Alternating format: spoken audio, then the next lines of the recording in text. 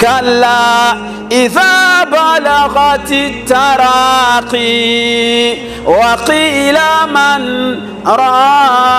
راق وظن أنه الفراق والتفت الساق بالساق إلى أين؟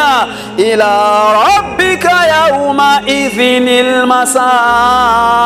Hizo dakika zipo, wajifanye umesisahau, wajifanye kwamba sio wewe unaambiwa. Kuna siku utashtuliwa na unauona uso mwingine, kiumbe ambaye haumzoei, malakul mauti na kikosi chake wamewasili mbele yako.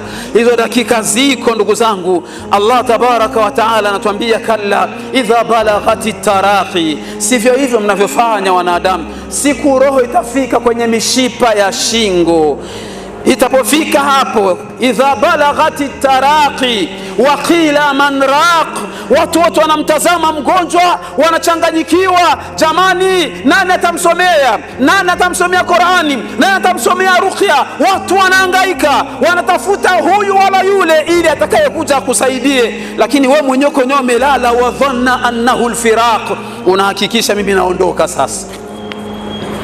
Tilka lahadhat, hizo dakika waja wa Allah ambazo wewe mwenyewe unahakikisha, wa dhanna annahu alfiraq, kwamba mimi hizi dakika naondoka. Waltafatu saqu bisaq, hali itakuwa ni nzito, mguu unagongana na mwingine.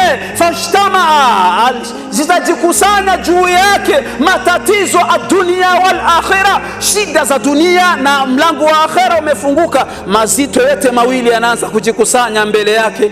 Mwanadamu anachanganyikiwa.